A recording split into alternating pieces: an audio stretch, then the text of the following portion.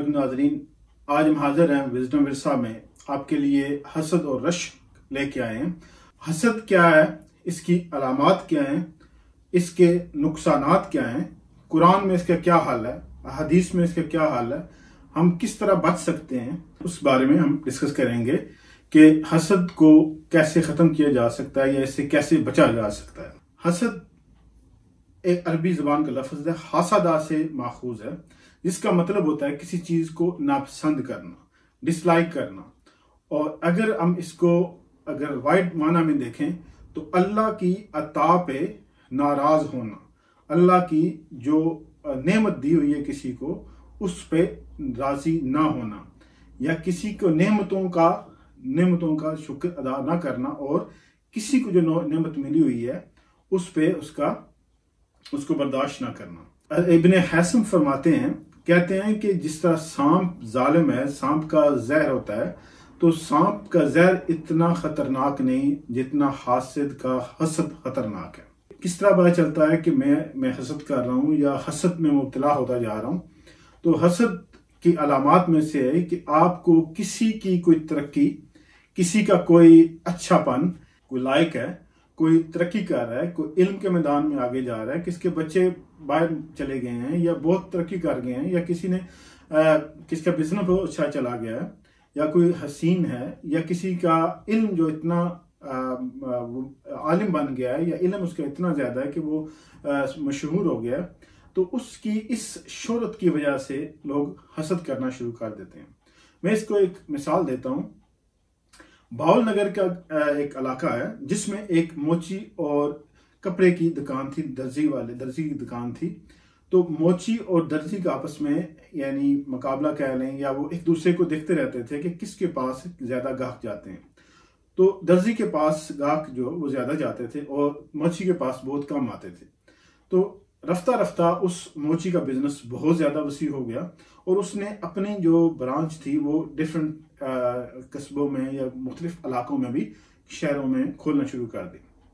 जब मोची ने ये देखा कि इसका काम तो बहुत ज्यादा चल रहा है और इसने नई ब्रांचें भी बनाना शुरू कर दी हैं, तो इसने इसे तरकीब सूझी, या जो आसपास के बाकी लोग थे उन्होंने मिलकर एक प्लान बनाया कि इसका बिजनेस हम नाकाम करते हैं, इसके खिलाफ प्रोपेगेंडा करते हैं कि ये आदमी गुस्ताखे रसूल है, नौज़ुबिल्लाह। अब जब उसके बारे में ये प्रोपेगेंडा उसने शुरू कर दिया, तो जो लोगों इलाके के मोतबर लोग थे या लोग जो उसके गाहक थे वो आए और उन्होंने कहा कि हम पहले क्यों ना इस मोची से पूछें कि ये इल्जाम लगा रहा है, तो इससे कुछ सवालात करते हैं। तो जब उन्होंने उससे सवालात किए मोची से, तो मोची ने जब जवाबात ना प्रॉपर दे सका और उसने ये मान लिया कि ये उसने हसद में आके ये किया है, कि उसको फील हो रहा था कि मेरे पास लोग नहीं आ रहे या मेरा बिजनेस इतना नहीं चल रहा जितना उसका चल रहा है। तो उसके हसद में आके उसने क्या किया, उसने जो अल्लाह ने उसको एक नेमत दी थी, जो रिस्क दिया जा रहा था, उस पे उसने नाराजगी का इजहार करते हुए एक चाल चली कि मैं इसको बदनाम करता हूं और लोग इसके पास नहीं जाएंगे। ये किस्सा सिर्फ भावल नगर का नहीं है, ये हर गली, हर कूचे, हर शहर का है। कोई भी बंदा जब किसी भी मकाम पे चला जाता है, चाहे वो बिजनेस के हवाले से हो, चाहे इल्म के हवाले से हो, चाहे दौलत के हवाले से हो, औलाद के हवाले से हो, जायदाद के हवाले से हो, तो जब कोई दूसरे को देखता है कि वो मुझसे आगे निकल रहा है या निकल जाएगा, तो नए हथकंडे हम शुरू कर देते हैं। अब इसकी अलामात क्या हैं? हसद, जब आप किसी को देखते हैं तो आपके दिल जो है वो खुश नहीं होता। किसी को तरक्की करते आपने देखा तो कहते हैं कि या इलाही इसको क्यों दिया है, मुझे क्यों नहीं दिया। यानी एक कुफरान नेमत कह लें या एक नाराजगी के जुमला निकलता है, और फिर इसी तरह के और मिले जुले जुमले कि इसने तो हराम की कमाई से बनाया होगा, ये हलाल से तो बन ही नहीं सकता, ये जो आदमी है इसने तो कभी कोई अच्छा काम किया ही नहीं है। यानी इस तरह के मुख्तलिफ जुमले जो हैं हम बोलते हैं वो हमारे हसद की अलामत है। हम खुश नहीं हो रहे होते कि इसको रब ने क्यों दे दिया, मुझे मिलना चाहिए था। अब ये जो ख्वाहिश है कि उसको रब ने क्यों दिया, मुझे मिलना चाहिए, ये हसद की अलामत है और ये हसद है। अगर तो वो कहता कि अगर इसको रब ने दिया हुआ है तो ये अल्लाह की अता है, और अल्लाह जिसको चाहे जो मर्जी अता करे। अल्लाह के पास तो हर चीज है, वो मुख्तार कुल है, वो तो कहते कुन तो वो चीज हो जाती है। लेकिन चूंकि इंसान है वो हसद की बीमारी में मुब्तला हो रहा है, तो वो उसको दूसरे बंदे की खुशी या नेमत उसको रास नहीं आ रही या उसको पसंद नहीं आ रही कि वो उसको वो नेमत क्यों मिली है, या फिर उससे कहता है कि ये नेमत उससे छिन जाए। ये इसकी अलामात में से है, जिससे पता चलता है। या आपको किसी का बिजनेस जो है वो अच्छा नहीं लग रहा, आप माशाल्लाह कहने की बजाय उसकी तरक्की की दुआ करने की बजाय आप अंदर दिल में जलन महसूस करते हैं कि ये बंदा क्यों आगे चला गया। जब आपको खुशी नहीं होती या आप उसके लिए दुआ नहीं करते, तो इसका मतलब है आप हसद की तरफ जा रहे हैं। तो इस चीज को बड़े गौर से देखना होगा कि अल्लाह हमें हसद से बचाए। हसद बहुत बुरी बीमारी है और इससे नुकसानात क्या होते हैं। हसद से नुकसानात, बहुत सारे नुकसानात हैं। जो हासिद होता है वो हर वक्त इसी जलन में रहता है कि इसकी नेमत कैसे छीनूं या किस तरह छिन जाए, वो मेरे पास कैसे आ जाए। ना उसको नींद आ रही होती है, ना उसको चैन आ रहा होता है। हासिद जो है वो इस दुनिया में भी मरता है, जलता है हसद की आग में, और कल क़यामत के दिन भी दोज़ख की आग में वो जलेगा। हासिद कभी भी खुश नहीं रह सकता। क्यों? उसको नेमत मिल भी जाए तब भी वो खुश नहीं होगा। क्यों? वो दूसरे की खुशी उसको रास नहीं आ रही, उसको पसंद नहीं आ रही, वो बहुत सारी बीमारियों में मुब्तला हो जाता है। क्यों? कि जब वो हर वक्त दूसरों के खिलाफ प्लान बना रहा है कि इसका ये बिजनेस या इससे ये नेमत कैसे छीनी जाए, उसके खिलाफ प्रोपेगेंडे कर रहा है, बैकबाइटिंग कर रहा है, उसके लिए मंसूबे बना रहा है। अब जो पाकिस्तान, बिलखुसूस पाकिस्तान के अंदर जो तावीज़ गंडे और जादू टूना चला हुआ है, ये तावीज़ गंडे उसी हसद ही की वजह से हैं कि यार उससे ये चीज छिन जाए, उसका बिजनेस तबाह हो जाए, उसकी औलाद बर्बाद हो जाए, उसका बिजनेस बर्बाद हो जाए, वो इल्म में आगे ना बढ़ सके, वो किसी चीज में तरक्की ना कर सके। तो ऐसे बहुत सारे लोग हैं जो जादू टूने की तरफ चला जाते हैं और ये हराम है। अल्लाह इससे भी हमें महफूज रखे। तो ये उसके नुकसानात में से है कि जब हसद में इंसान मुब्तला होना शुरू होता है तो उसको ये चीजें, ये बीमारियां, ये किरदार जो है वो मजबूरन अपनाने पड़ते हैं, ताकि वो कहता है कि उससे ये नेमत छिन जाए और मेरे पास आ जाए। अब कुरान में और हदीस में भी इसका इलाज मौजूद है कि किस तरह हम इससे बचा जा सकता है। लेकिन उससे पहले जो वाक़ हाबील और काबिल हुआ था और जो फरिश्तों और हज़रत आदम अलैहिस्सलाम के दरमियान मुकालमा हुआ था, इब्लीस के, शैतान के दरमियान और अल्लाह के दरमियान जो मुकालमा हुआ था, उसमें हम देखते हैं वो भी हसद की एक मिसाल है। जब हज़रत आदम अलैहिस्सलाम का जब अल्लाह ने अपनी रूह फूंक के फरिश्तों को कहा कि ए फरिश्तों, मैंने इसमें अपनी रूह फूंक दी है तो इसको सजदा करो, फरिश्तों ने सजदा कर दिया। लेकिन इब्लीस जो था, जब अल्लाह ने कहा इसे भी कहा सजदा करो, वो कहता है मैं सजदा नहीं करता। क्योंकि इब्लीस ये एक जिन था और इसने कई 100 साल इसने इबादत की। बाद रवायात में आता है 6000 साल, 100 साल, और बाद में 600 साल उसने इबादत की और जमीन के चप्पे चप्पे पर उसने इबादत की।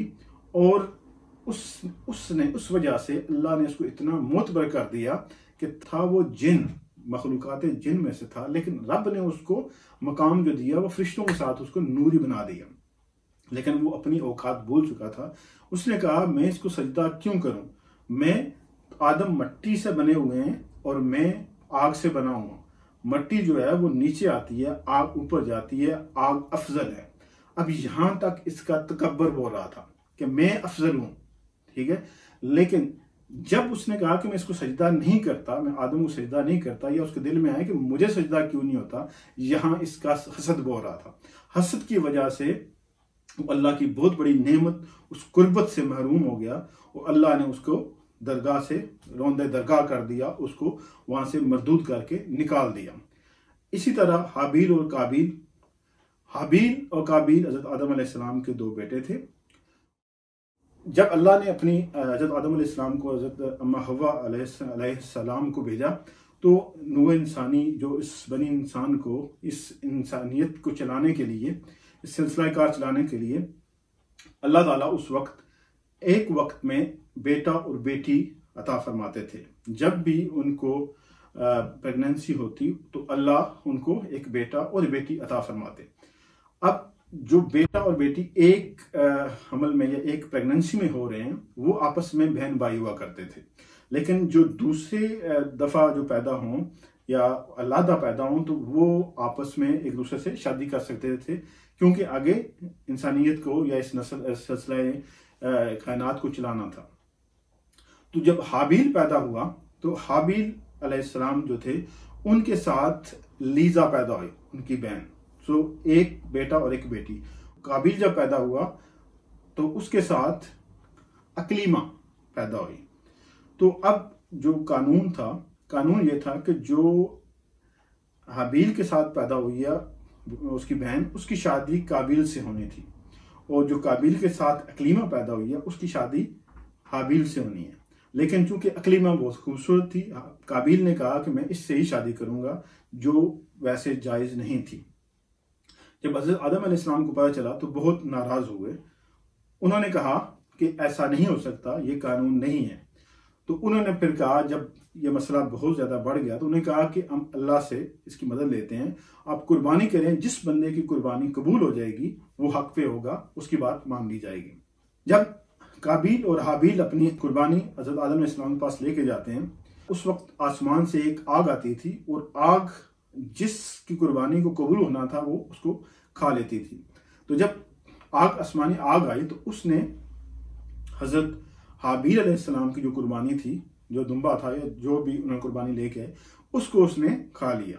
जब उसको उसने खा लिया, ये फैसला हो गया कि काबिल जो है वो गलत है और हाबील जो है वो राइट है, वो हक पे है। तो हज़रत आदम अलैहिस्सलाम ने कहा कि हाबील की शादी अकलीमा से होगी, लेकिन काबिल को ये बात पसंद न थी। बिलहर उसने तैश में आके हसद, यहाँ उसका हसद बोला, हसद में आके उसने काबिल ने हसद में आके हाबील को कत्ल कर दिया। जब हाबील को कत्ल कर दिया तो उस वक्त ये रूह ज़मीन पर पहला कत्ल था।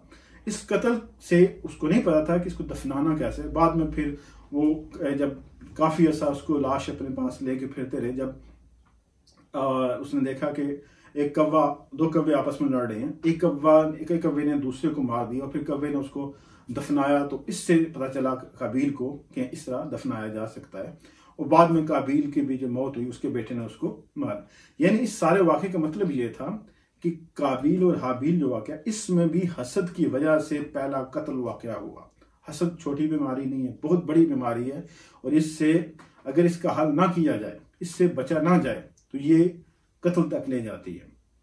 जो तावीज़ हम करते हैं, लोग करवाते हैं मुअक्किलों से, बालिगों से, जो एक्चुअली वो पीर नहीं है। जो गलत तावीज़ करता है वो पीर नहीं है। पीर वो है जो आपको, आपकी पीड़ को दूर करे, जो आपकी मुश्किल को दूर करे, और ये तो मुश्किलें क्रिएट करने वाले, ये आमिल होते हैं, और आमिल इस्लाम में जायज़ नहीं है। हदीस मुबारक में आया, इसका मफहूम ये है, हसद नेकियों को ऐसे खा जाता है जैसे आग लकड़ी को खा जाती है। क्यों कि आपकी नमाज, रोज़ा, हज, ज़कात, जितने भी खैरात, जितने आप लोगों की हेल्प करते हैं, किसी किस्म का सदका, ये सारे आपके बेकार हो जाएंगे अगर आप हसद में मुब्तला हुए तो।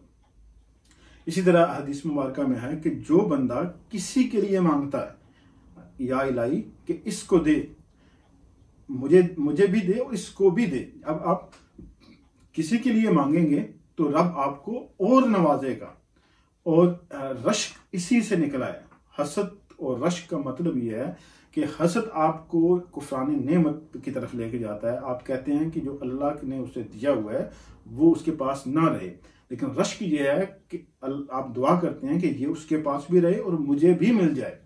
हदीस मुबारक सही मुस्लिम, सही बुखारी में है कि अगर कोई बंदा नेक काम कर रहा है तो इस बात की ख्वाहिश करना कि या इलाही मुझ में भी ये नेकियां या नेक काम या नेक अमल आ जाए, तो ये सुन्नत है।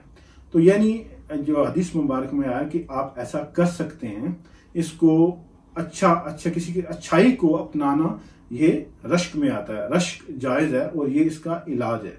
और हर वक्त दुआ करनी चाहिए कि या इलाही कि जो तूने हमें दिया है इस पे शुक्र करें, और जो नहीं दिया उस अच्छे की तवक्को करें, लेकिन किसी से छिन जाने की ना ही कोशिश करें, ना ही दुआ करें।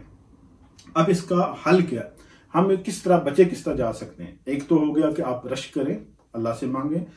पहली बात, आप इस्तगफार करें, हमें इस्तगफार करना चाहिए। इससे बचने के लिए इस्तगफार जितनी कसरत से करें, अल्लाह इसको आप हमें इससे बचाएगा। दूसरे नंबर पे है कि मौत को ज्यादा याद करें। जब आदमी मौत को ज्यादा याद करता है तो जाहिर है कि उसको पता है कि ये दुनिया, ये हयात ता हयात नहीं है, यानी ये अबदी है नहीं है, ये फानी है, ये दुनिया खत्म हो जाने वाली है, जिंदगी खत्म हो जाने वाली है। जब मौत को याद करेंगे तो आप इससे बचेंगे, अल्लाह आपको बचने की तौफीक भी देगा। क्यों? जो हासद है वो यहाँ भी जलता है और कल क़यामत के बाद भी दोज़ख में जलेगा। कुरान मजीद में जो आखिरी 2 सूरतें हैं जिन्हें मौज़तैन कहते हैं, सूरह फलक और सूरह नास, इनको पढ़ने से भी हसद से बचा जा सकता है। ये स्पेशली उस वक्त नाजिल हुई जब हज़ूर सल्लल्लाहु अलैहि वसल्लम पर जादू किया गया, तो उसका असर ज़ायल करने के लिए ये अल्लाह ने 2 सूरतें नाजिल फरमाई थी। और जब भी आप मांगे तो अपने लिए भी मांगे और दूसरों के लिए भी मांगे। दूसरों के लिए मांगेंगे तो रब आपको और भी ज्यादा देगा। इसलिए अल्लाह का फरमाता है कि अगर तुम शुक्र करोगे तो मैं और भी तुम्हें दूंगा। तो अपनी नेमतों जो रब ने हमें दी हुई हैं, मुझे दी हुई हैं, आपको दी हुई हैं, जब जो नेमतें हमें दी हुई हैं उस पर हम शुक्र अदा करें तो रब और भी ज्यादा देगा। उम्मीद है आपको ये हसद और रश्क के बारे में जो मालूमात हैं या आपको बहुत पसंद आया होगा। हमारे इस चैनल को लाइक करें, शेयर करें और सब्सक्राइब करें।